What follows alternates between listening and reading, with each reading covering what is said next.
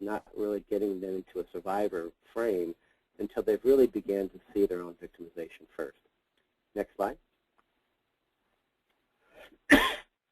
So I wanted to go through a couple of definitions. Trauma-informed services, which is the presentation today, basically means it provides a safe environment in which the survivor, notice I use survivor there, because they've already done some work on their trauma, can begin to learn affect control and feel safe. So if you get nothing else from the seminar today, that brief definition is really important, that trauma-informed services provides a safe environment where the survivor can learn how to manage their feelings, begin to build some trusting relationships and feel safe. The key ingredient with trauma-informed services is to do no harm, which is the basic tenet of social work, that we want to examine our programs to make sure we're not doing things that actually trigger clients and further traumatize them. It is, trauma-informed services, however, is not skilled trauma therapy. You may hear the term trauma-involved services. That involves trauma therapies which are influenced by trauma counseling, but they may not directly address the trauma itself. Ancillary therapies such as art, dance, music may be trauma-involved or trauma-influenced, but may not exactly process the trauma. And then the third definition that I want us to be aware of is trauma-specific therapies. And those are therapies that really dig down into the trauma and directly identify it, process it, involves a grieving process, resolving the trauma, and making some sense of it, and trying to integrate it into the healing process, integrating the traumatic experiences into healing. All right. So those are therapies that really would require a skilled, trained trauma therapist. Right. We don't really do. Most salvation-only programs don't get into the trauma-specific therapies. But it would be important to know what they are, so if you make referrals, you know that you're referring to somebody that has some skills in this area. Next slide, Penny. Sorry. So what is psychological trauma? Again, we hear that word a lot, but we're not quite sure what it is. Now, I'm going to go through a couple of definitions. I'm going to talk about trauma and then post-traumatic stress disorders, complex trauma, and a couple of other traumas. But basically, psychological trauma is a psychologically wounding experience that includes physical, sexual, institutional abuse, neglect, intergenerational trauma, and disasters. Okay, so something happens that wounds us, and as a result of that, it induces powerlessness, fear, recurrent hopelessness, and a constant state of alert. This definition comes from the National Center on Trauma-Informed Care, right? So you notice that there's two pieces to that. There's an event that happens that overwhelms folks, and then they have a response to that continues and keeps them in a traumatized state. Trauma is a noun, which means wound. It's the effects that we really see. The other point that I made on the slide is that more and more the literature is showing that emotional abuse and neglect can be as traumatizing as physical and sexual abuse. We often tend to overlook that. So when we get clients into our shelters that have had a number of abuses, including emotional abuse and neglect, it further complicates the trauma that they experience. Next slide, Penny.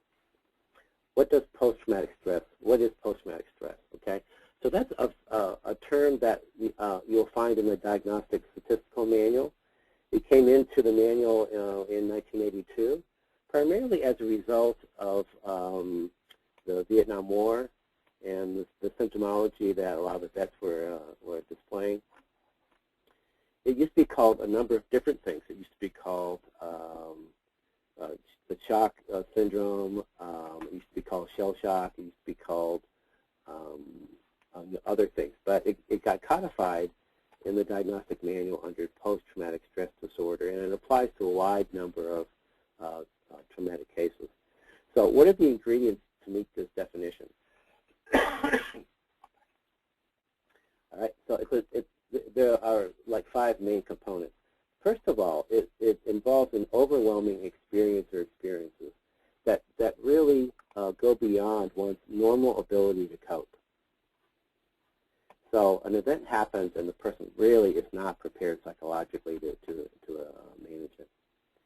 Secondly, involves a pernicious or deadly threat to one's physical or mental well-being. Often it's a sense of that you're going to die or likely die. And it embeds a lot of feelings of terror and extreme fright because you think you're going to die.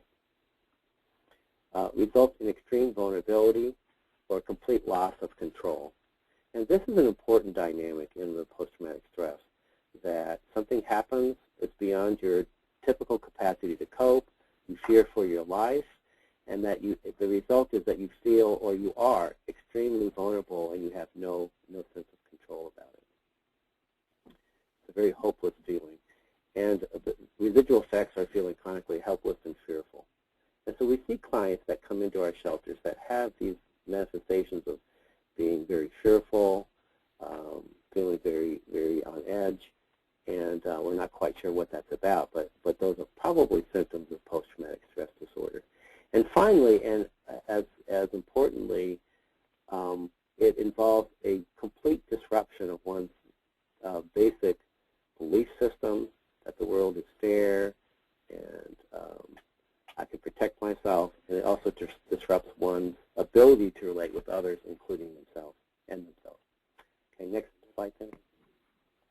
So here's a little bit more about post-traumatic stress.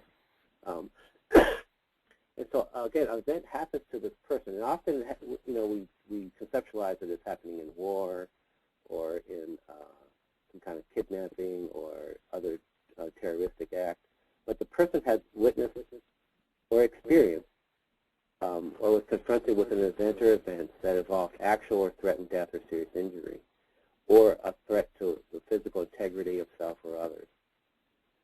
So notice it says threat to physical integrity of self or others. Hey, so Michael, yes, this is Lisa. I think we're having a hard time figuring out what slide you're on, if I may interrupt here. Can you give us a slide number or something? Are you seeing the screen that we're seeing? I think you're ahead of me one slide. I can't see the screen you're on. It's definition of post-traumatic stress disorder. Continued or the first slide? Go back one, Penny. So the definition of PTSD. Exactly. Okay, great. Sorry, folks. I'll read the caption at the top. Okay, right. That would be helpful. Thank you. Sorry. Yeah, unfortunately, I'm not online, so I can't see my own presentation, which is a little traumatic. But, all right. So again, the person has witnessed or been confronted with events that they feel they're going to die. So, and it threats the physical integrity. So when we think of trafficking, think of that the physical integrity is constantly under threat, and the person doesn't know if they'll live or die. The body itself becomes the instrument of the trauma, and so it's very devastating. And the second piece is the person's response as a coping strategy is intense fear, hopelessness, and horror. And we'll talk about, so how does a person live with those feelings of intense fear, helplessness, and horror? Well, there's a couple ways that they manifest that, but lots of times there's numbing and disassociation involved, right? Because it's so intense and difficult being in your own body, you basically try to escape. Okay, the next slide, definition of post-traumatic stress disorder. So again, we'll go pretty quickly through this because we've mentioned this, but often it's people who have experienced childhood physical, emotional, and sexual abuse, and as I mentioned, neglect as well. And also notice witnessing such abuse. So you don't have to be the actual recipient, but you can even witness it or hear about it, and it can be traumatizing if you think it's an actual threat to your own self, integrity, and life. So other things, serious accident. I've worked with clients that have had serious accidents that were traumatized. As we said, violent assaults. We know that many homeless people engage in a number of assaults. It's very, very challenging on the streets. And so that itself can be very, just one assault can be traumatizing. Natural disasters. I often think of the people in Haiti and what they're experiencing, and they had a recent, another hurricane that came. And I bet many of them experienced that fear and hopelessness, loss of control, and threat to their lives. It's very traumatizing.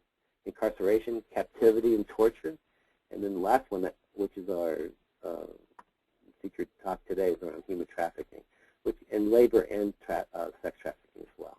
Okay. Next slide is severe trauma. Severe trauma destroys, as I mentioned, one's belief in a safe and just world. One loses his or her ability to control and predict the world, and that's a very difficult thing. If you don't feel like you have some sense of control in your own life, then you engage in coping behaviors that are not healthy. And imagine how difficult that is, not feeling like you can control and protect yourself. All survivors search for meaning in what has happened to them.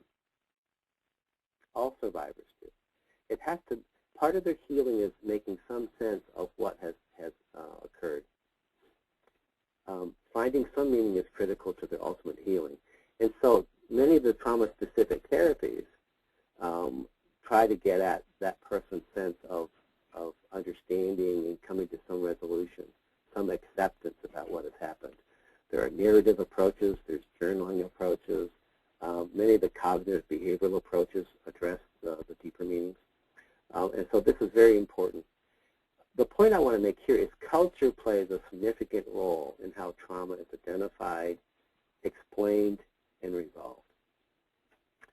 So a piece of trauma-informed practice is understanding how culture explains, catastrophes and negative events to that person in their home culture. So it means that your program, really would be serve well to understand and do some cultural sensitivity. How does our culture view a prostituted teenager? Take a moment to think about that. Well, often we treat them as criminals. We lock them up. Many see them as drug addicts or throwaway persons. Others see them as willing participants, right? They're out to make the money. Do we see them as victims? We know that most almost 100% teenage prostituted persons have a pimp that's controlling them, forcing them to do this, turn the money over to them. But often we don't see them as a victim. How all these labels, how the culture views the person, impacts how they see themselves and their own victimization and vulnerability. So many cultures blame the person, blame the victim, and that actually impedes their healing. The first part of the healing is to get in touch with how they were victimized, to see that they were vulnerable and exploited, that they weren't culpable. That's very, very important. The next slide, Penny, is the same level of post-traumatic stress in prostituting. The studies reveal that post-traumatic stress, remember we talked about that, it's manifested at a very high rate in trafficking persons. Because, again, they're constantly faced with this notion of, the reality, rather, of will I live or die? The next person could kill me. And so, again, they use lots of coping strategies to deal with that, but it's very traumatic. Over 90% of prostituted persons want out of the situation, but cope with continuing be in prostitution by a disassociation and numbing out, the walking dead, we call them. And they use other methods too. Substance abuse is common. Other strategies. But imagine how difficult that is to not know if you'll live or die in the next 10 minutes and having to deal with that. They want out but don't know how to get out, and so they go into survival mode. The next slide, Penny, it's big T. So what are the big T traumas? Again, we kind of mentioned those, but it's the big critical events that obviously result in overwhelming ability to cope. And we've already mentioned some of these. Some of the others that are on here are death of a loved one, natural disasters, other critical events like being a crime victim, being in an accident or fire, right? Those are pretty obvious. The next slide, small t trauma. More and more researchers are beginning to understand that also the smaller traumas, the smaller wounds that we experience cumulatively build up. And so I listed some of these, just divorce, loss of a pet, loss of a job, financial setbacks, family stress, child leaving home, social developmental changes. We know in this economy there's a tremendous amount of financial stress and other stress. And what researchers are beginning to understand that multiple small t's can accumulate into a larger trauma. Okay, Michael, I just want to let you know that for whatever reason it appears we don't have the small t slide. Okay. But just so folks know, we apologize. It was so small we couldn't even see it. Yeah, so we are now going to look at complex trauma is what we can see on the screen. Okay. So so you know. Okay, great. Thanks.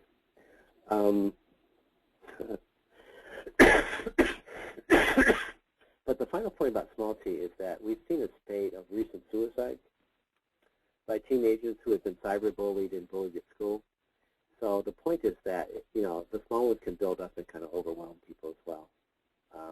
So as caregivers, we can't minimize when somebody says, I've lost a pet, how difficult that is for them, or other things that we may not see as traumatic, but to that person it is traumatic. So under complex trauma, a recent application to the diagnostic manual is to add another trauma category called complex trauma. And this is what we're talking about, where it's multiple, it's prolonged traumatic events. And so it manifests in emotional dysregulation, loss of safety, and the ability to detect and respond to danger cues. I can't emphasize enough how important that is. And these often are the persons that come into our programs, that they have a very difficult time managing their emotions, that they really seem at a loss of how to protect themselves, and being in a survival mode, they actually put themselves in dangerous situations, and they have a difficult time knowing what's dangerous or not, or who to trust. We see that often with sex trafficking victims that go right back to the pimp after being in the shelter. That it's a way of trying to set up the trauma again as a way of surviving it and mastering it. But they do lose that ability to really take care of themselves. Oftentimes it's misdiagnosed, particularly with kids who have ADHD, obsessive compulsive, active, affective disorders. There's a range of diagnoses that come up when it's really underneath that is actually complex trauma. The next slide is intergenerational. You have that one, Tim? Hello? Yeah, we're there. Okay. What I'll do is I'll say the name of the slide. If you could just confirm it, that'd be great. So intergenerational trauma, this has entered the literature in the last 20 years. So it's another type of trauma. And I put this in here because I think it's important to trafficking survivors in our programs, that these are events that take place in previous generations and impact the current behaviors and beliefs now. And we've seen that with some of the First Nations in colonization. We saw that with slavery. We see that in many cultures, whole classes of people have been labor trafficked over many years and sex trafficked. And so the victimization almost becomes normalized in that culture, and yet it still is very devastating. So as we do trauma work and trauma assessments, we need to ask back a couple of generations and see if they're really kind of carrying on the trauma that's been impacted, years ahead of time, years previously rather. Okay. Domestic violence often runs, multi-generational. Substance abuse, sexual abuse, trafficking. So it's a term you'll hear, and I think it's gaining some ascendancy in research circles, is to look, again, deeper at that person's history and family history. So prevalence slide. Yes? I'm sorry, what's the next slide? Prevalence. Actually, our slide says, what is emotional trauma? Okay. Where's your mouse?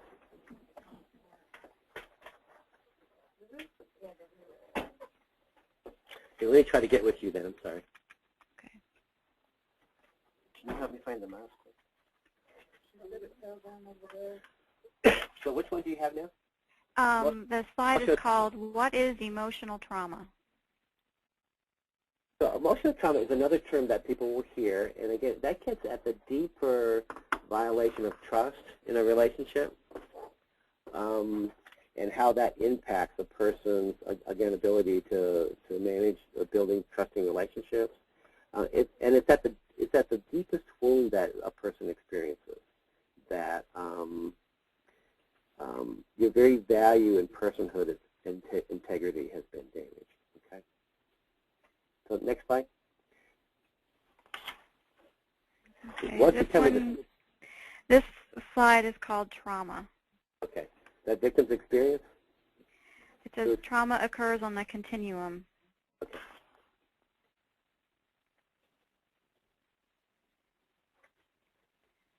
This is, I apologize, folks. I don't know what's happened here, but maybe the slides got somehow out of your order, Michael. But yeah, they're and you not being able to see them, it's sort of like a magic show here, Michael. Are you still there? Yeah, I think you have an earlier version, so I'm going to go back to an earlier version, see if we're together. Okay, so this says trauma. I'm on the same slideshow. Great. Okay. All right. So trauma, the important piece here is that trauma occurs on a continuum, as I said, from a single event to repeated intrusive trauma. So as you get to know clients, part of the assessment would be, again, the history of it. The more the violation of relationship trust, body integrity, violence, and prolong, the deepening of the trauma. So when you think of trauma of trafficking victims, think of that. The violation of relationship trust, body integrity, violence, and it happens over a period of time. How complex, and it's almost like layer after layer of trauma gets embedded. Next one, it starts with trauma. Leaholt? Yes. Yes. Okay, we're on the same page now. Great. Leaholt is a researcher, and what he has opined is that, it makes sense that some persons are more vulnerable to sex trafficking because they have an early history of victimization. And in a way, they've kind of been building this vulnerability, and it leads them to trafficking. It's been interesting to me to understand how a pimp can go to a mall, pick out a young girl, for instance, and within 15 minutes, engage her into a relationship and a conversation, and he can have her on the street that night. I mean, how does that make sense? But when you look at the trauma history of some folks, that they're really very susceptible to the traffic control, and then once they get entrapped in that sex trafficking, there are a number of other control tactics that the exploiter uses, and we'll get into those. But it includes, the commercial rapes, the terroristic control tactics. We'll talk a little about trauma bonding, because again, it's surprising to me that victims will be very affiliated with their exploiters, and it's hard to get them out of that situation, and they tend to go back. So, what is trauma bonding? How does that play into this? Confinement, isolation. So there's many tactics that they use once they get the victim, but the victim has been susceptible from the very beginning, actually. Okay, trauma. Again, not to beat a dead horse, but early, violent, prolonged, intrusive, and life-threatening situations. This is the next slide. Manifest in severe trauma symptoms. The interesting thing that Linda Shipp discovered in 2004 is that unfortunately, many persons, even with trauma-specific therapies, never really achieve full symptom relief. That they're so wounded, it's been hard. But think about that, though. The hope is that even though they've been scarred, they come into a loving, caring, safe environment with people that have their best interest, and that they can begin to heal and hopefully move and integrate past this trauma. But some of them really struggle with healing. Next slide, trauma, fear. Yes. Mm-hmm. Judith Herman in 1993 wrote a book called Trauma and Recovery.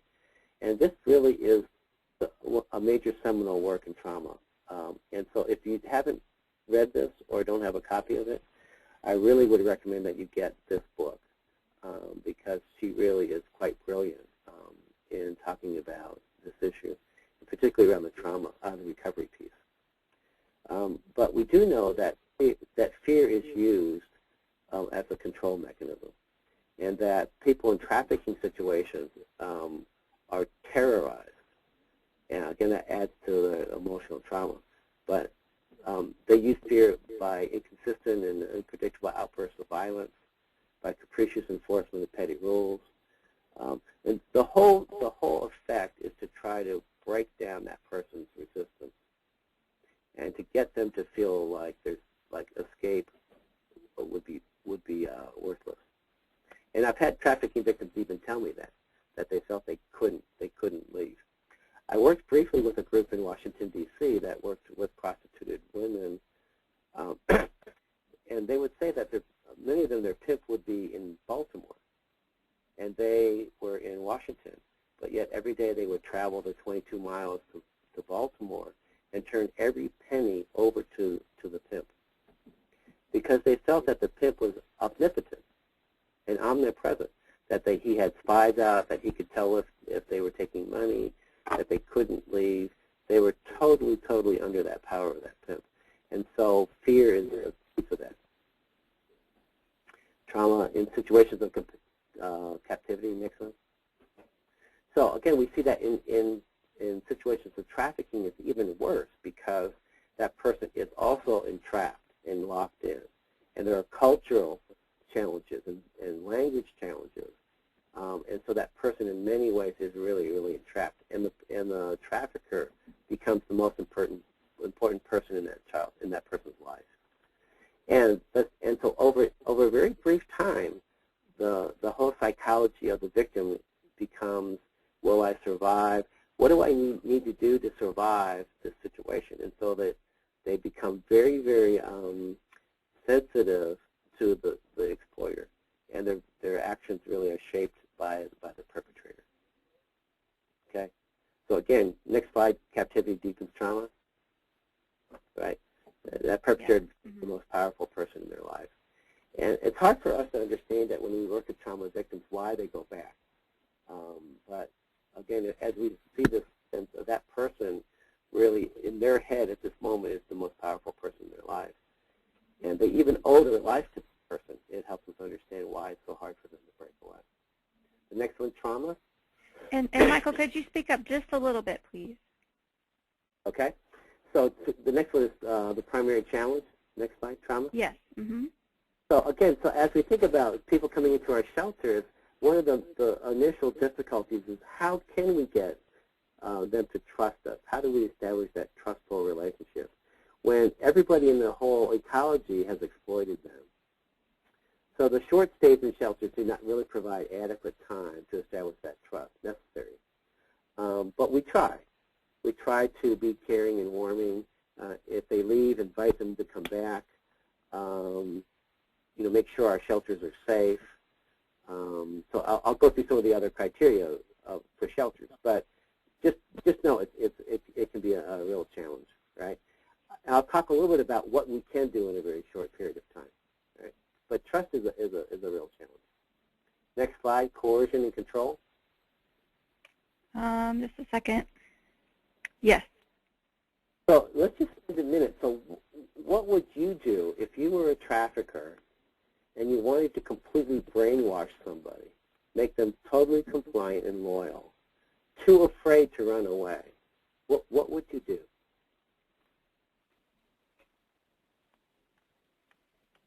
Next slide. Coercion and control tactics. Yes, that's correct. Okay. Okay, here are some of the things that they do. So the reason I include this is, again, if we have a trauma lens on, if we're thinking about trauma, each of these that they do to control persons is wounding and hurtful. And so all of this would need to be explored in trauma-specific therapy for them to address it, identify it, grieve the loss associated with these control tactics, and process through it. So they use isolation. They use manipulation of perception. So they tell victims all kinds of things that aren't true. You'll go to jail. You'll be deported. They'll kill you. No one will believe you. Right? All kinds of things. They induce debility and exhaustion. So we've had trafficking victims say they work 23 hours a day. They're not allowed to refuse any clients, even if they're sick or tired. So that exhaustion is a piece of the control tactic. Occasional indulgences. And this is interesting. It's a psychological tactic of control where the pimp might be nice for a brief time. Or, a girl was telling me that she paid $500 and the pimp took her out to McDonald's, which was a couple of dollars. And that little bit of attention and time meant the world to her. And that, again, was just really a control tactic. She did even mention that she'd lost, 90% of the money, but the fact that she got a little bit of time and attention. They use threats. They use threats against family. They use threats against the person themselves. Of course, we know that they use violence. We have known of some people that have been killed, so these are not idle threats. Threatening the family is a very powerful control tactic because often victims don't want their families hurt, and so they'll comply. Demonstrating omnipotence, as I mentioned, right? I'm all-powerful. Escape or resistance is fruitless, so don't try it. And degradation, lots of emotional abuse and psychological abuse that degrades the person. They make them do acts that are really degrading, all right? And enforcing of trivial demands, where they force the person to dress certain ways. They have them line up. They have to ask permission to go to the bathroom, to eat. So all of that is just this intense psychological control and manipulation. And so, again, the person has lost that sense of control, and they feel very vulnerable and helpless. They come into our shelters, they're going to manifest those same feelings. And so the more control, the safer we can make our environments. They can begin to work through some of this stuff. Okay, next slide. Rules of the game. Yes. So, there's a lot of rules here, but basically, again, this is all about control. And this is for a young sex trafficking victim. Being raped repeatedly, having somebody monitor constantly your whereabouts, being beaten, threats against your family, constantly threatened with violence or experiencing violence. The very people that you trust are the people that are exploiting you, right? So you feel trapped in the abusive and violent situation. So those are some of the rules. Next slide. This slide gets into kind of being tattooed, having to call the pimp your father or your boyfriend or your daddy, having to have repeated sex with strangers, getting diseases, being arrested over and over again, being beat up by pimps, and all of this stuff happening, and you're only 13 years old. Imagine that. So you lack the developmental capacity to really integrate it. But so you definitely go into survival mode. Some of the recent literature talks about the average age of entry into prostitution is now 12. Some places say 11. So these are very, very young, primarily female victims that obviously their developmental development is impacted by this. So you can see how absolutely challenging it is, and you're just trying to survive. And I would add to this, the other rule to this game, as we talked about trauma bonding, is that you must have deference to your exploiter, and that you develop this belief that he is your protector and he is your life. So that's a piece of this the traumatized too. Next, prevalence. It's coming just a second. Okay, this was prevalence? Yeah. So I put this in just so we can get a sense of, how many people are traumatized. And so some recent studies have talked about, 61% of men, over half of women have been exposed to some kind of significant traumatic event in their life. So over half the people, in the United States have experienced some kind of significant trauma. I wonder how many have actually received treatment for it. Probably very few, right? About a third of this forcible rapes happen before the age of 11, primarily to females. 62% of the nearly 3 million attacks on American women were perpetrated by somebody they knew, right? And that's back in 1994, so I wonder what the statistic is now. 63% of the 4 million attacks on men were perpetrated by persons that they didn't know, they were strangers. And the last statistic is that children are abused at 1,500% higher rate than adults. So if you combine these prevalence stats, so children, young females are raped by people they know, and so think of the trauma, right? The violation of trust, the age, the history. So we could see that this population coming out is very traumatized. Next slide. The major sections of the brain. Yes. I'm not going to spend a lot of time on this aspect around what happens in the brain, but I wanted to give you a brief orientation. That there are three primary centers of the brain: the prefrontal cortex, the limbic system, and the reptilian brainstem. One way to think about it is if you make a fist, right? You ball up a fist. The thumb would be the prefrontal cortex. The limbic system is the heart inside the fist, and the reptilian brain part is your arm. Next slide. Prefrontal cortex is the executive function. Wait,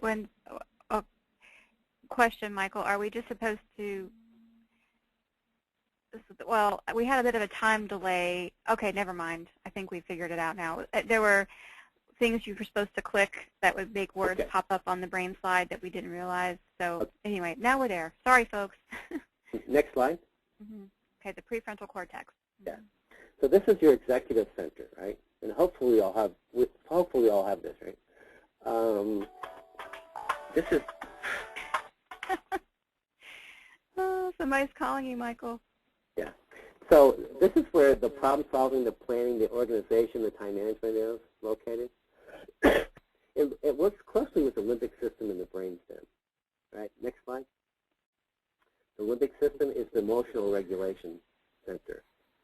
And it also works in concert with the prefrontal cortex in the brainstem. And then finally, the reptilian brainstem. All mammals have this. All actual animals have this. And this is the unconscious center that controls our breathing, blood pressure, appetite, temperature. It integrates the emotions and thoughts, right, and just internal responses. Yeah, a lot of this we can't really control. If you hold your breath, you'll pass out and you'll start breathing again, right? But the reptilian brain is important because that's where a lot of the memories, the traumatic memories, get stored. And before we can really begin to process them, we have to kind of pull them out of the center of the brain and make them more conscious, right? Next. One last thing about reptilian brain is that there are some mindfulness, some deep breathing exercises that can actually impact heart rate and breathing and blood pressure that we teach clients. So are you at trauma now? Yes. Okay. So here's another key point of this presentation, that trauma-informed services means that we see person's behaviors really as an attempt to cope with trauma. That whatever's going on with them, they're doing the best they can. And we'll get into a little bit of the triggers and stuff like what happens, but that's really important. That everything we respond to them on is understanding that it's an attempt to resolve and manage the trauma that's happened to them. Each person responds differently to the same potentially traumatic event, right? And as we mentioned, it's the history,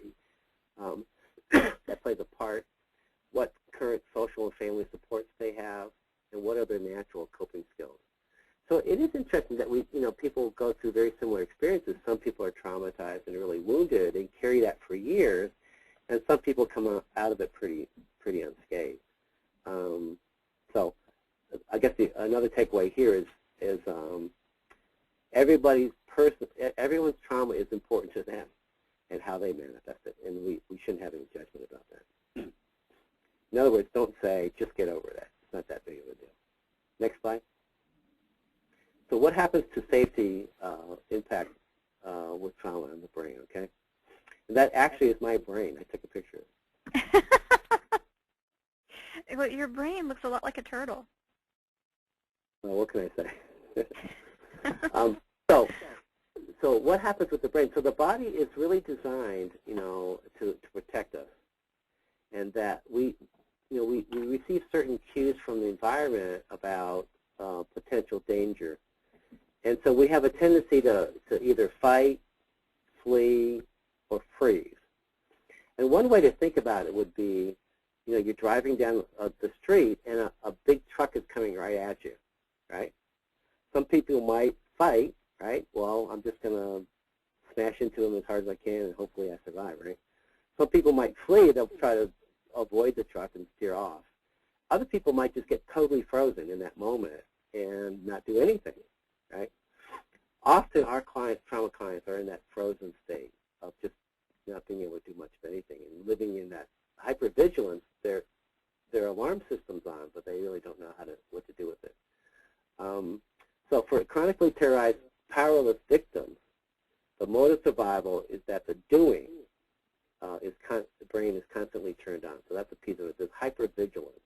Now, are we on the same slide? Same one. Huh? The same slide, yeah. Okay. So we'll see clients that are very hypervigilant. They have, a very quick startle response. They're edgy. They're jumpy. I used to work with a group of gang-involved youth. They would come in, and they all would sit with their backs against the wall, even though we had this big room. But they were constantly looking over their back and, didn't want to get shot or somebody come up behind them. And they were really in this very hyper-vigilant state, okay? So it stays on even when the victim is out of danger. So even when they're in our shelters and their perpetrator's not there, they still may feel very unsafe. All right? Homeostasis is the next one. Actually, what this says, oh, okay. Yeah, homeostasis. Got it. So basically this is a word that just means balance, that all of us try to come to a sense of balance and control in our lives, right? But people that suffer from post-traumatic stress, they're not able ever to reach this kind of balance, that they're off, that they're either too keyed up or they're frozen out, right? That they don't have like an even keel. And so it's hard for them to reestablish this sense of security and safety. Okay, so even minor reminders of the trauma may precipitate, a really strong stress reaction. So you might have a client where you say, okay, the rule is that you have to, be here by 6:30 for dinner, and they show up late, and you set that rule, and they really get upset by that. It may relate more to a sense of control relating to trauma than the actual rule. Okay, next slide. So this is slide this is homeostasis versus allo? Yes. Allostasis, I'm sorry. Okay. Shield. Allostasis is just that ability to make special adjustments, right, to manage stress. And again, this gets impaired with trauma victims. All of us have stress in our lives, right? I know I do. It could be the traffic. It could be a workload. It could be a family issue.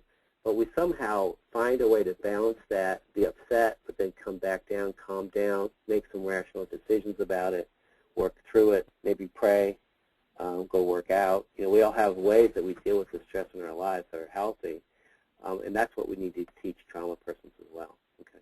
Next slide, please. Brain's chemistry. Yeah, brain chemistry. So again, this is just the point that our brain has certain chemicals that get infused when it feels like we are in danger. Those rev us up. It gives us adrenaline. to deal with the fight, another one that calms us down after the fight, and then there's a regulation one as well. Okay, next one. They're called neurotransmitters, and so these are chemicals really are present in our brain. We have serotonin, dopamine, epinephrine. So one calms us down, one revs us up, and one balances out. Next one. Cells that fire together. Yes. Yeah. So this was a graph of somebody of comparing a normal brain activity to a traumatized person, and so you can see the difference. That at the bottom graph, the person's really off on each way, hyperarousal or the freezing, and so that they actually spend very little time just kind of in the calm place. All right. Next one. Cortisol. Yes. This is just a stress chemical, a stress hormone that gets in the body that helps us deal with the challenges of life. And it has many positive aspects, as you can see. It helps with our immune function, inflammatory response, regulates our blood pressures. But if you're constantly under stress, you're constantly fearful and hypervigilant and afraid, then that cortisol keeps flooding your body, and you can see some of the negative effects. I think, Penny, yeah. Keep clicking a couple more times, Penny. Yeah, sorry. Impairs memory, impairs thoughts. It can lead to death, decreased developmental capacity, higher blood pressure, lower immunity. I've heard it described this way, like being a traumatized person is like driving a car with your foot all the way down on the gas and on the brake at the same time. That it's very hard, again, to manage the affect. Okay, next slide. The mighty amygdala. Sorry, 1 second.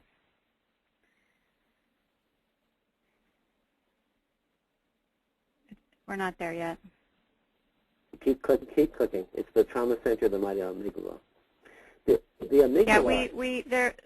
Well, never mind. Okay, we're there. The amygdala is the very deep region of the brain. You can see it on the right slide there.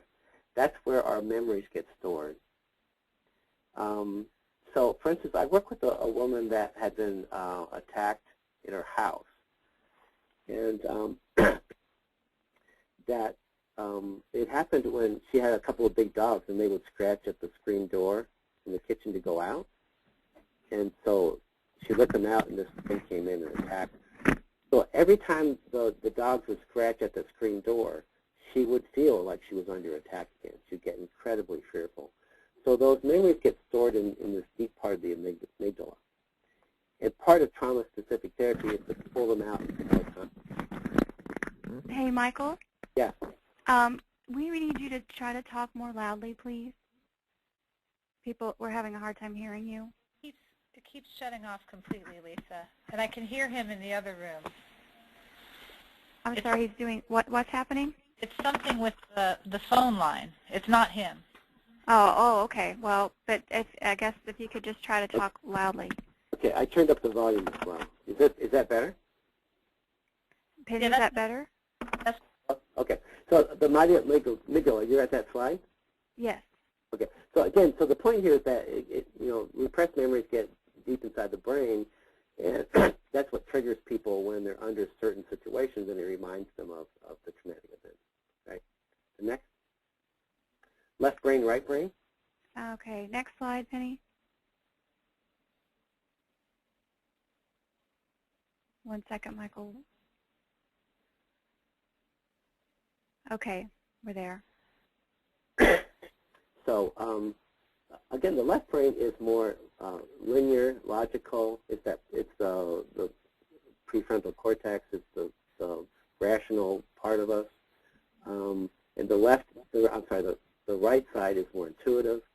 So for traumatized people, it's hard for them to process information between the two spheres. That it's disconnected. And so the intuitive side, the emotional side gets like overplayed. So some of the trauma-specific therapies really deal with cognitive behavioral, try to pull more of the left in so they can not just react to their emotions and triggers, but to kind of figure out what it's about. Are they safe in the moment or not? Yes, they are safe. And how can they learn some calming activities? So it's to strengthen that logic side of the brain. Make sense? Also, it's interesting. A lot of the therapies will try to integrate too. They'll do dance movement, left side movement, will try to work both sides of the brain. They will do writing, but then also art. So many of the strategies are to build the connections between the right and left brain. Okay, next slide, please. Nature versus nurture. So the point here is that when persons are traumatized, they literally get into the habit of certain ways of processing the chemicals in their brain. The more you do it, the stronger it is. And so if they're constantly flooding themselves with fear and the stress hormones, they have to learn to shut that chemical off in their brain and begin to think different thoughts and to manage their affects that the more healthy chemicals are strengthened. Okay, so it's hard at first, but you certainly can teach clients to self-calming, self-soothing activities. But it takes a while for the brain to kind of rewire itself. Is the point there. Next. Okay. Emotional triggers, environmental emotional triggers. Mm-hmm. Okay. So this gets back to the fight, flight, and freeze, right? That those neurotransmitters, they just kind of fire automatically if someone gets triggered. So let's think for a minute, what might trigger a person in one of our shelters? What kinds of things? So let's say they've been raped, and they come into our shelter. What kinds of things might trigger them? Maybe the lighting? Yeah, so maybe they were raped in a parking lot where there was fluorescent lighting or something, and so the light reminds them of that. I know I've worked with programs. They have men and women in the same wing. So the presence of men is very triggering to rape victims, and it's very unsafe. I've worked with women that have military sexual trauma, that go to the VA. Just having to walk past the men to go to the women's section is very traumatizing. There might be certain sounds, there might be certain smells that get to activate them. Just like I mentioned earlier, the fact of being told something to do, and they feel like they don't have any control, can be a trigger for them as well, right? And so when they're activated, they feel like they're unsafe again, even if they're not. So it's like a movie playing in their head that they believe is actually happening in the present. Next, okay? So we call those triggers. So we call those triggers, right? And I think it's really important that Salvation Army staff be aware of when people are over emoting, to get them to calm down and to talk about what's going on. They don't have to relive the whole trauma, but just being what's going on with you in your body right now. How can you calm down? To teach basic de-escalation techniques. One of the biggest things they can do is just help people breathe. Take some deep breaths, sit down. Maybe there's some calming things they can say to themselves.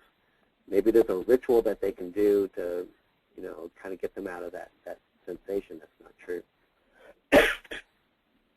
I was working with some people that do lots of drug and alcohol treatments with people that are traumatized. And we see dual diagnosis that's coming into our shelters too. And so there's an adage in 12 steps that if you're having temptations, if you're getting triggered, to call your sponsor, right?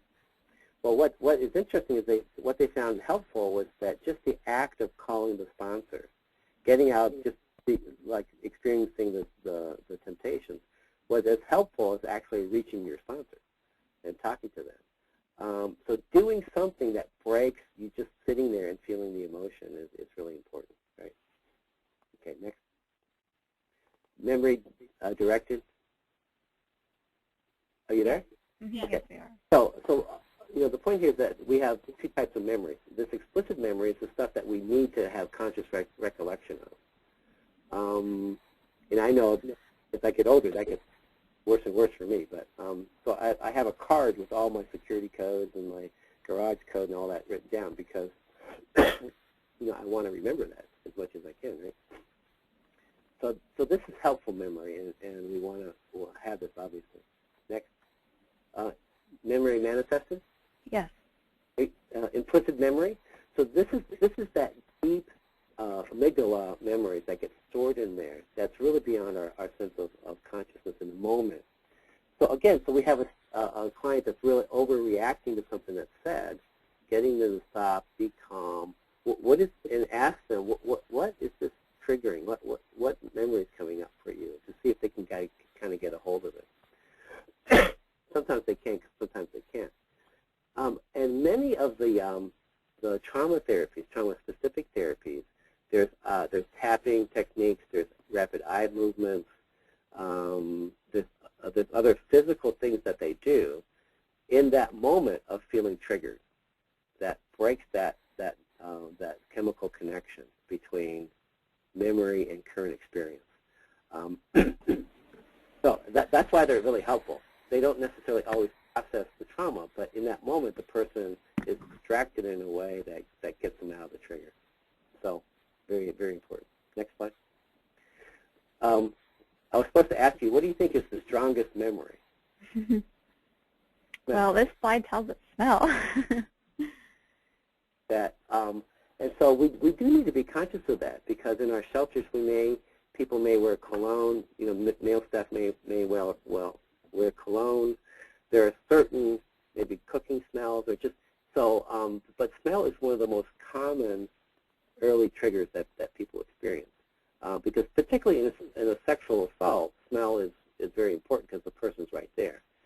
I work with a woman that would get triggered anytime she smells alcohol, because her stepfather who raped her was always drunk when he did. So she really had a really difficult time. If she was ever around people drinking or at a party, she would get really activated. It was really hard for her. So she had to calm herself down. I'm safe. I'm not under attack. I can manage this, and that was helpful too. But smell is very important. The second one is hearing, and then visual is very strong. Well, okay. Click again. 1 second. Yeah, so that's not a slide. So the next one okay. is okay. Events need to make psychological sense. Yes. Okay. So again, with all these triggers, it's important if we can help people calm down in the moment, kind of get a sense of what's going on, because survivors create a belief system around what happened, around their trafficking. Remember, at the beginning of this, I mentioned that part of the resolution is people have to make sense in their culture context. What happened to them?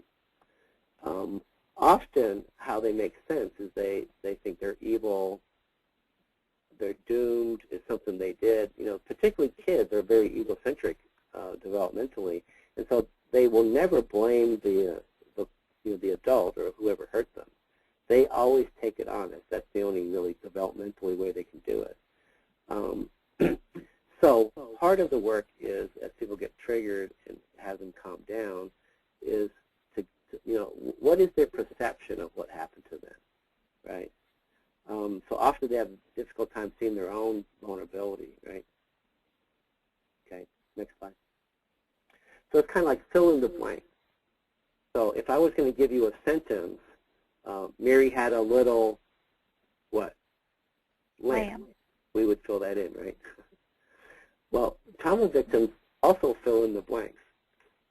But they can't say something like, well, I was abused and neglected because my mother was, borderline personality, and she was also a substance abuser, and she was manifested her own trauma issues. She was sexually abused, and so it had nothing to do with me. It was my mom's issue.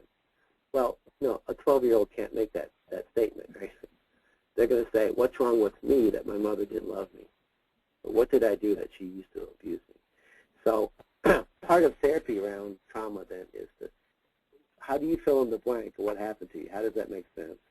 And how can we change that in a way that really looks at your own vulnerability?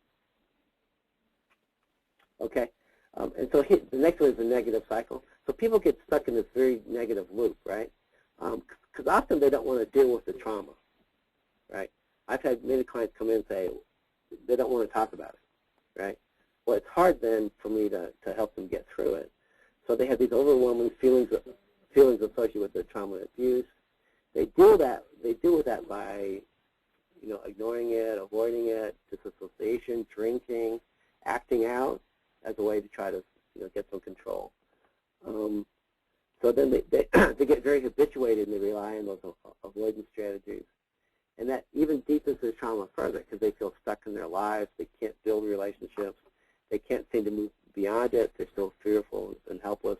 And so it's this very negative cycle that we try to interrupt. At least, they come in and they have a safe, caring place to be. That's new for them. And then they can begin to, as they feel safe, begin to address the deeper trauma issues, right? Okay? Next slide. I just wanted to reiterate those triggers around the fight, flight, and freeze, okay? Next slide. So okay. Post-traumatic stress disorder, psychological challenges? Yes. Okay.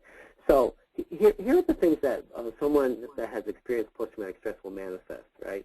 And so on the left side, we see lots of them that might describe the people in our programs, right? The principal one is affective dysregulation. They may have some self-harming behaviors. They disassociate. They have lots of somatization. They have lots of complaints. They may be depressed, shame, very negative self-esteem. So, as those manifest, we should work those into our treatment plans. How do we help them with that? How do we help them around the shame and letting go? How do we help them with self-esteem? And, how do we help them manage depression and other things, right? And then on the right side are the key symptomology that we talked about. Flashback. Oh, well, I guess we did. So flashbacks, again, they may relive the experience as if they're having it right now. Avoidance, that's the numbing out and the hypervigilance, right? The last part of that, I added, so that's not Vanderkolk's work, but I would suggest that he subscribes to this as well, that people that have been wounded have this unconscious need or desire to recreate the trauma. So they look for similarities between what's happening to them now and their past trauma. So if they have an incredible amount of shame, they're going to attract people in their lives that are very shaming.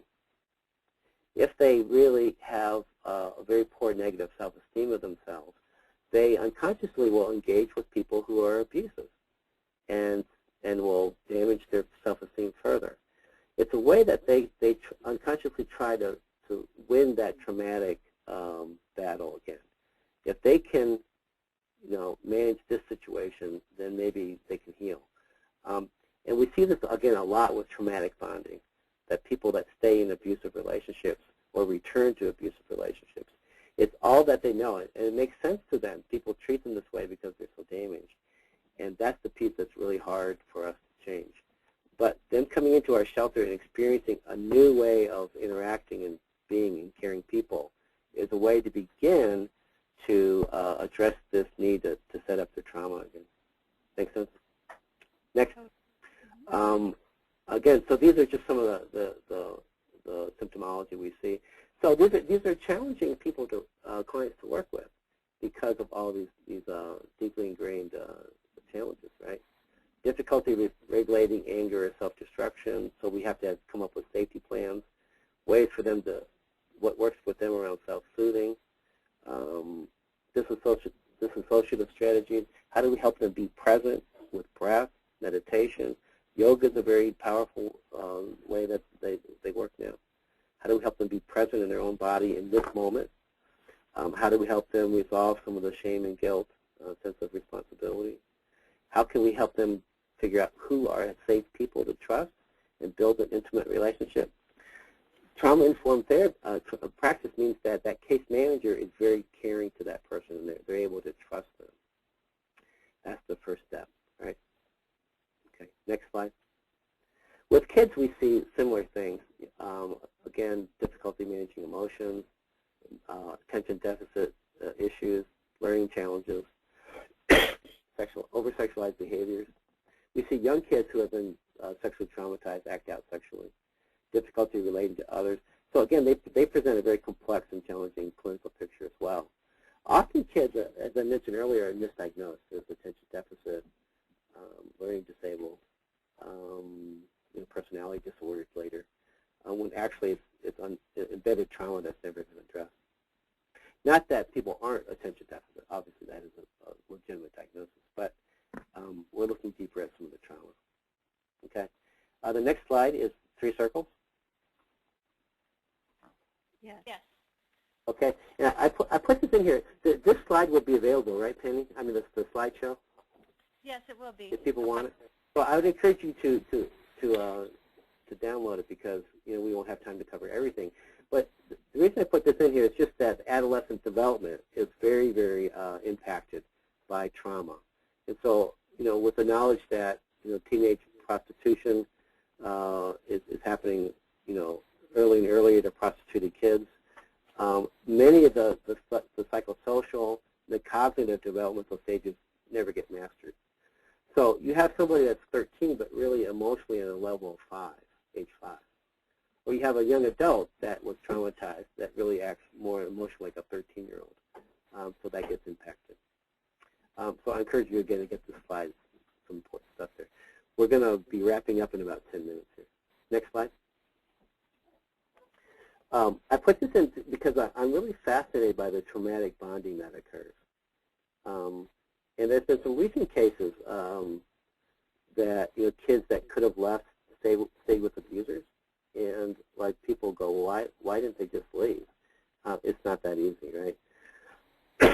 And so this came out of Stockholm, a Stockholm study around kidnapping victims that ended up really affiliating with the kidnappers.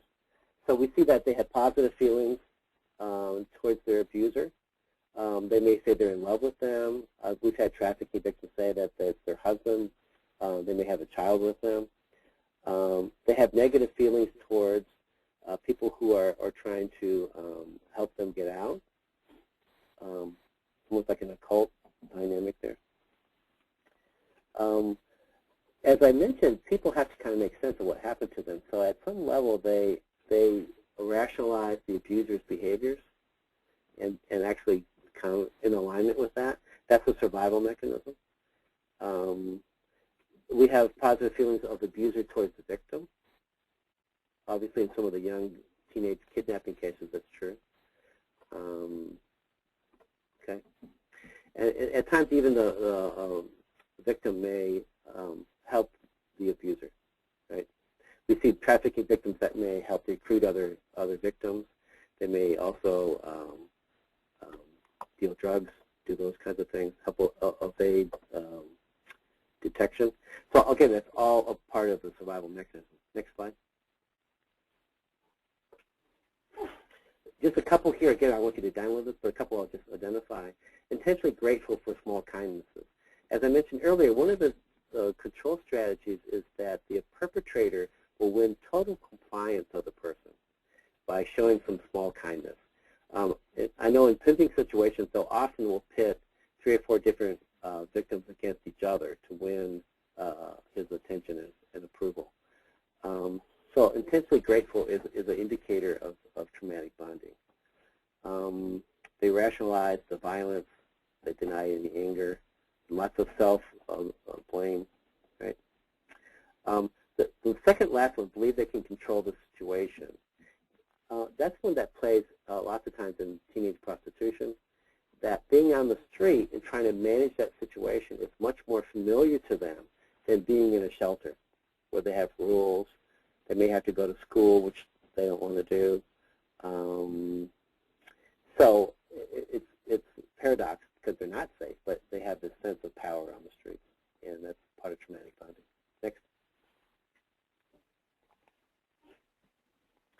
So again, some of the similar stuff.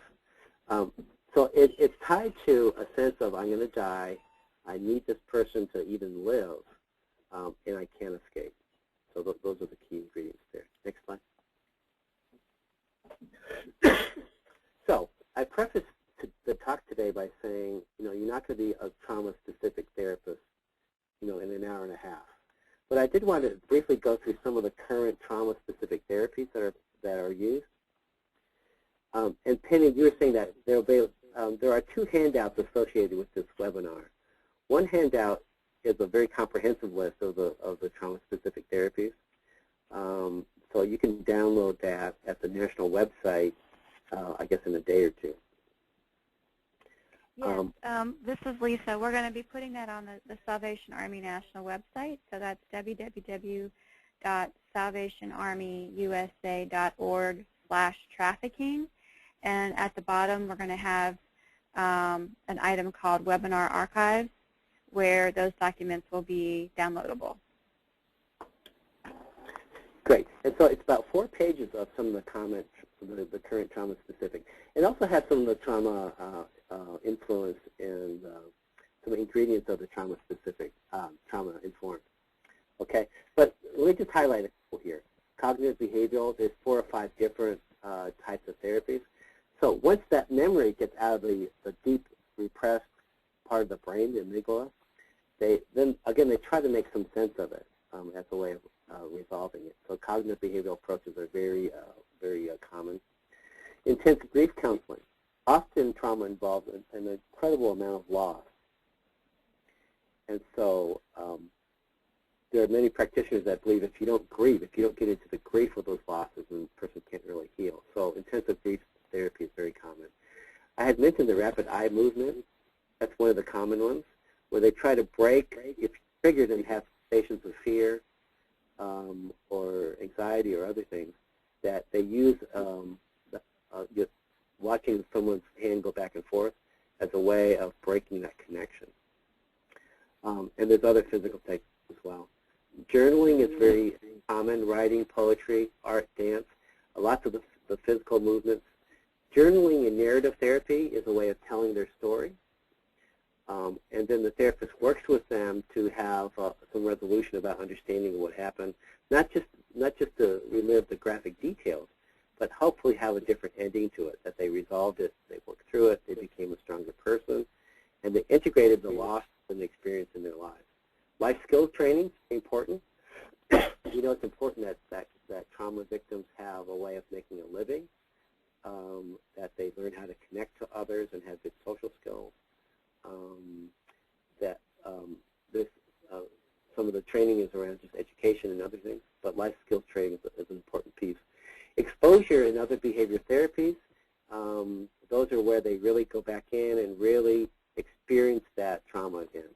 They may go back to the place that they were raped.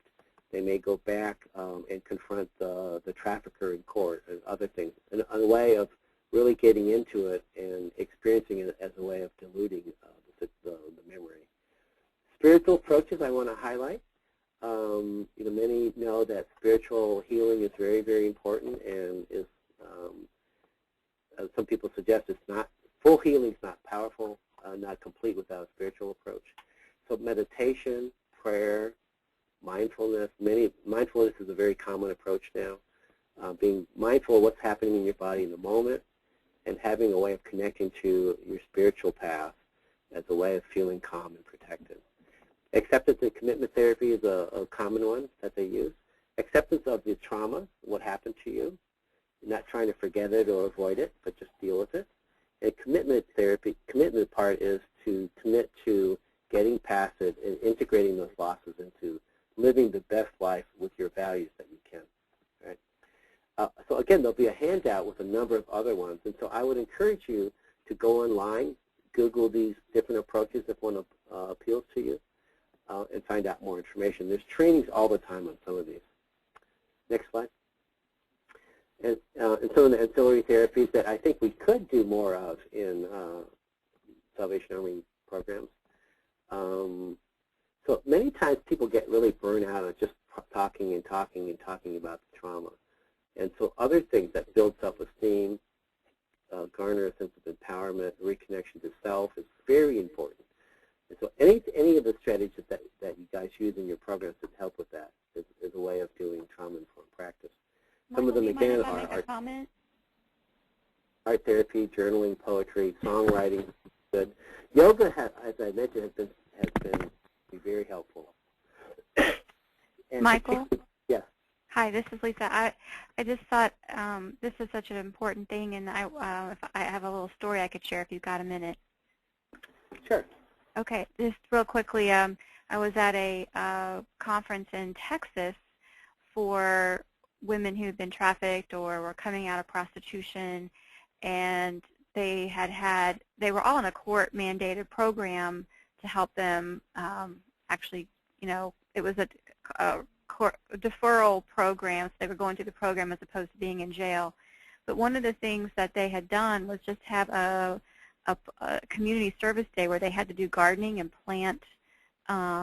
just plant flowers and things at the courthouse, and you wouldn't believe the amount of just fulfillment and hope that was generated out of one day of gardening. They were just going on about all the symbolism that they got from putting something in the dirt, digging and putting something new in and the new beginnings. It was very profound to hear them talk about it.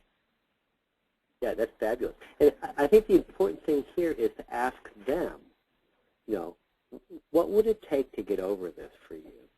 What is meaningful to you in your faith tradition, and how do you, what would you like to do to take care of yourself? And have them really direct that. I've tried yoga a few times, and it's not easy. So that may not be the way I would go. But writing a song, I like music, and that might be something I would work with a therapist with. So, yeah, very, very good. Next one. So what does happen in trauma-specific therapies, right? So here's the basic, crux of it, is that it's really trying to teach people safe defenses, right? And not how to avoid triggers. I would change that, but really to be aware of the triggers and in the moment be able to manage them, right? This is a historical artifact. I'm not unsafe. I don't have to avoid. I don't have to. In this moment, I can learn to be present and manage it, right? So awareness of triggers is a big piece of the work. Reduction of the influence of memories when triggered. I'm safe now. Thought stopping, other techniques, breathing, right? And then reduce the cognitive and emotional activation over time. Again, as they process, come to accept it, work through it, grieve it, that activation gets reduced over time. Right? Now, you notice the little graph. So the challenges for the therapist is to appropriately challenge them, to dig up memories, work through it, but not push them so hard if they're not ready to deal with it. Okay. So intervention strategies, exploration versus consolidation, find the balance. As I mentioned earlier, many clients will come in and say, I don't want to deal with it. I don't want to work on it. Well, that's okay for a little bit. You can do some of the other ancillary stuff. But at some point, if they can't move past it, the therapist will have to motivate them to dig a little bit deeper. So that's where that balance is. In our programs, we're not going to be trained trauma therapists, most of us. So we're going to deal much more with just the safety, support, and helping them de-escalate as necessary. Okay. Next slide. Sorry. Click the add title. This is up to you guys to add the title you want here. So, right. So to be most helpful, I would really suggest that your programs get online or find somebody locally that can teach your staff basic calming techniques. And again, a really easy one is just to teach people how to take some deep breaths in the moment, calm down, right, or do something active that gets them out of that trigger, right. For some people, deep breathing actually might be a trigger, or doing yoga might be a trigger, right, to get into a certain position. That's the position that they were assaulted in. So again, we have to be really careful, and it's a trial and error too. It's what's going to calm this person down. Is it talk with them, try some things, and see if that helps. Meditation for some trafficking victims is incredibly triggering because they're trying to force their mind into this calm state, and it feels again like they're entrapped. So again, the point is that try to work with the person what would work with them over time. Next, trauma-informed. So as a kind of a wrap-up summary here, trauma-informed practice suggests that the staff's aware as much as possible potential triggers and reactions to triggers of survivors under their care. and that we have a planned strategy to assist them to calm themselves when they're triggered with non-life-threatening environmental stimuli. Okay, this is a really kind of the whole core of what I'm trying to say. And there's lots of resources online too, right? How do we help them feel safe in the moment? I'm going to breeze through some of these, the last couple here, because I know we're getting short on time. So part of the strategy with the help with complex post-traumatic stress is to not deal with the trauma right away, right? We've got to help people feel safe. Because if they get into something that they're not prepared to manage, they get depressed, they get overwhelmed, they get over anxious, that's not going to be helpful. Because then they feel like they're even more out of control. Next slide. So it's really the critical steps in treating post-traumatic stress is safety, safety, safety. One of the handouts that you'll have, if you download it, is a whole checklist on how to make your program trauma-informed. And the checklist has a whole section on safety. And it goes from doors being locked to lighting to secure procedures, to separate wings for genders, all the things that really build a sense of safety. Having a nice structured routine that builds safety, right? So safety is critical. The anxiety management, right? So you've got to teach them some skills at managing triggers before you really get into the emotional processing. And that's that therapeutic window I mentioned earlier, pushing appropriately, but not pushing beyond their ability to manage the affect, right? Okay. Next one, the 6 components. So I think that's... Oh, okay, yeah, we got it. The next one, yeah. Again, there's a whole handout on this, but basically you want to do a self-assessment on your program. So part of the other strategies are around cultural competency, right? Plans. How do you engage clients in their own planning? How empowering is your program? So a lot of all that will be in this handout. So I really encourage you to work through that. It's about 8 pages. Again, it's just a number of items that you would look at with your staff and say, are we doing this? Will we meet this criteria? And how can we improve in those areas, right? And then you would develop a strategic plan to get there, right? And implement the trauma-informed changes, okay? So here's some of the core values. Again, this is on the handout, but it's really understanding trauma and its impact. That's a lot of what I wanted to accomplish today, is to help you know what is trauma, how does it impact development, what are triggers, what are some strategies to help people calm down, right? And so then there's some other ones there as well. The last one, a couple I'll just mention at the very end, is that to have a good trauma-informed agency, it has to be healthy. In other words, staff have to have good boundaries. They have to know how to take care of themselves. Because otherwise, if it's not safe for staff, then it's not safe for clients. And if staff aren't taking good care of themselves, they can't really be a good example for people how to manage trauma. Okay. The last thing that, on that list is that belief that recovery is possible. And so, staff have to really reflect this to clients. That I know you're struggling. I know it's been hard. You've had lots of negative experiences, but I believe in you. Maybe you're the first person that believes in them, but that recovery is very possible, and they can go on despite what's happened and have the best life that they can have. All right. So, trauma-informed organizations are really vulnerable to the impact of dealing with really challenging clients. And so part of the plan that you'll see is how does this agency take care of staff? How do we do team building? Do we have mental health days? Do we have regular meetings? Our line staff, do they receive good supervision where they can vent about what's going on with clients as a way of reducing some of the stress? So again, that checklist is really important. All right. Just a couple last pieces about vicarious trauma. That one of the vulnerabilities of working with traumatized clients is that you pick up their trauma. Listening to horrific stories day after day after day can really be telling. And so the last couple of slides are just about what to look for in yourself or staff that might be getting into some of the vicarious trauma symptoms. Okay. Just a couple would be, just being almost hyperarousal yourself, feeling unsafe, being fearful, not wanting to come to work, being very cynical about clients, not wanting to see clients. Those are some of the signs. Next one. So the question is, what kinds of people trigger you? Awareness is critical, right? There may be some types of clients that are really hard for you to work with, that they've had similar experiences to you. Many Salvation Army staff, right, have experienced significant trauma.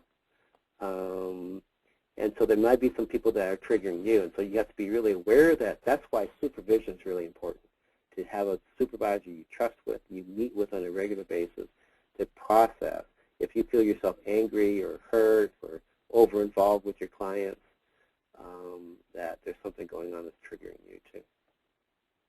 I've had a lot of people say to me, I could never work with a sex offender. So I wonder sometimes about their own trauma history with that. Or I could never work with an alcoholic, or, because, again, that person may be triggering some stuff in their own history. Okay, last one. What does vicarious trauma look like? Again, there's some symptoms when you download this. You might use this as a checklist for yourself or for your staff. Right? Next slide. Transference is another key issue. It happens in all relationships. This is where you put onto somebody else feelings or beliefs that really belong to someone else. So you may put onto a client feelings that you have towards your spouse or, an old teacher or something like that. And so, again, it's just supervisions are important to really work through that. How are you getting triggered by clients? What might you be transferring onto them that doesn't belong to them, but really belongs to someone else? All right.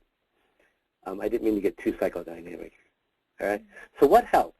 Awareness of your own triggers, your own vulnerability around vicarious trauma, having a balance in your life, really important, and connection to others, particularly a good supervisor who's going to help talk through what's going on. Right. So the last strategy, self-care strategies, and so you can see physical ones, psychological ones, emotional, and workplace. Certainly, having a strong spiritual self-care plan is really important. To pray, to meditate, to use whatever helps you feel connected in a larger way. It helps you calm down and resolve the day. Okay. I know we're going to run out of time, but if you download this PowerPoint, you'll get some of this. The last pieces around boundaries, having good boundaries with clients. Clients are not friends. We don't do stuff for clients they can't do for themselves. Right? We treat clients respectfully, but we do have limits with how we interact with them. So some of this, the last couple of slides, you can just click on through, Penny, around boundaries, your space, their space. So always be aware of that, because you could actually be re-traumatizing clients if you, overstep your professional role with them. Okay. Go to the term equals reframe. Another just last little pieces around language. So part of the assessment is to go through how welcoming is your program. What kind of language do you use with clients? Is it very negative? Are we labeling clients? And how can we look at a trauma lens? They're trying to manage and cope with things the best they can. They're not manipulative. They're a survivor. Right? They're not liars. They're trying to get their needs met. So I think that's another way that we can re-traumatize people inadvertently, is to label them and have too rigid of structures. Part of my job is to review my programs in my division, and often I find the handbook's very negatively written. It's not very welcoming. It's kind of blaming the person. And so I always suggest a more positive frame of how to say things. Right? Okay, so language is important. All right, so I think I'm going to end there because the last couple of slides are really around what's in that handout. The agency assessment. So that does a lot better job than what I can do in just a few minutes. I wanted to leave some time for questions. Sure. Okay. Basically, doing all your protocols to make sure that you're not, inadvertently re-traumatizing folks. Right. So we'll just remind people that we will have the handouts that Michael has referred to available on the Salvation Army website. That's www.salvationarmyusa.org/trafficking. And we'll have them up probably sometime by Monday. So if you want to check our website on Monday, and it'll be under a heading at the bottom of the page called Webinar Archives. We're going to create a new category for Webinar Archives. So we'll put those documents there. And Penny, did any questions pop up? I don't have the question view, so I can't. Okay, so just can Salvation Army staff after this webinar be expected to do trauma work at this point? Well, so that's a good question, and I'm glad that came out, because I don't want you to walk away saying, okay, I can do trauma work now. Certainly, some of you actually that have had the training could, and there's lots of training out there. Again, download that one handout with the different trauma-specific therapies. There may be some that you really want to get more training on and investigate. Great. The point, though, is that we can recognize people when they're triggered, and we can do a little bit better a trauma assessment at the front end, asking about some of their life experiences and if they, have difficulty sleeping, if they have flashbacks, if it's hard for them to kind of talk about some stuff. I think we should ask them basic questions, and then ask them how we can help them feel safe in the moment, and maybe learn some just little basic de-escalation techniques. I think in addition to that, though, the work really should be referred to somebody who has the higher level training. So I'm sorry, what are you saying? We couldn't hear you. So no, I'm not expecting, people that aren't trained to be trauma therapists, but at least be aware of, some of the triggers and some of the de-escalation techniques. So so Michael's saying be aware of this issue. People are not expected to be trauma therapists, but to learn about triggers and some basic de-escalating techniques. Right. And the other part that's good, if you download the trauma-specific therapies, if you refer somebody, I would ask that therapist, what is your training in trauma work? What is your basic belief about trauma?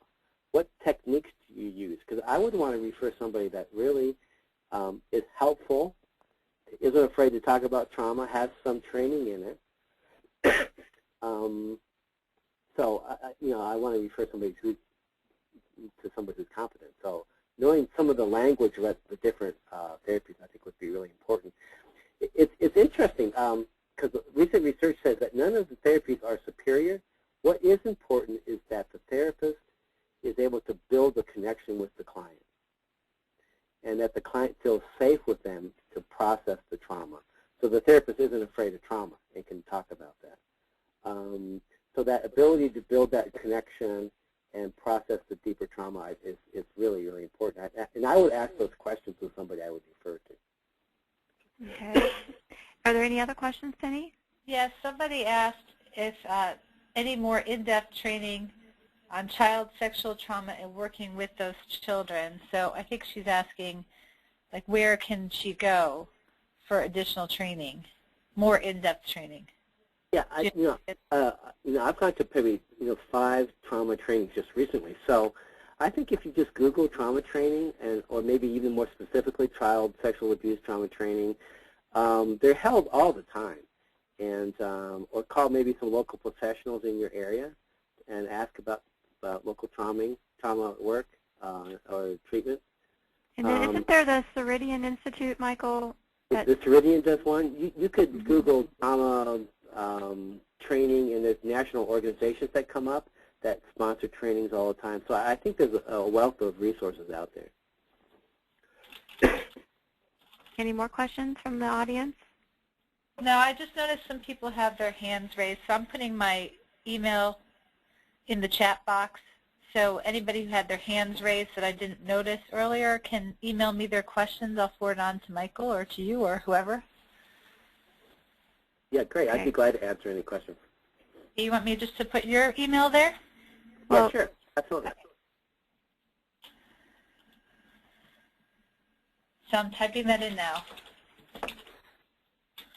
Well, I think our time is about up. yeah. So I just wanted to say what a pleasure this has been to do this workshop. And hopefully I've encouraged you to explore more on this issue, and particularly with downloading the documents and really working with your staff on how to implement a really sensitive and safe environment. If you do that, then I feel my work has been done today. So thank you very much. Well, thank you, Michael. We're very grateful, everybody. I know that there's like a silent round of applause going on around the country right now.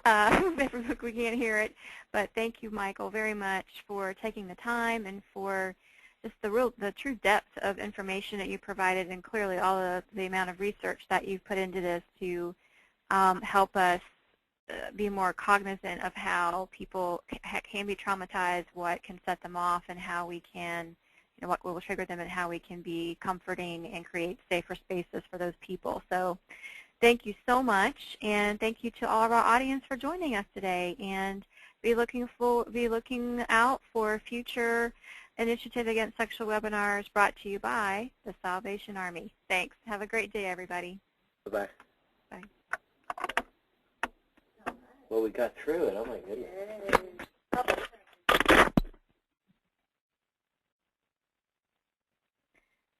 So am I live to all?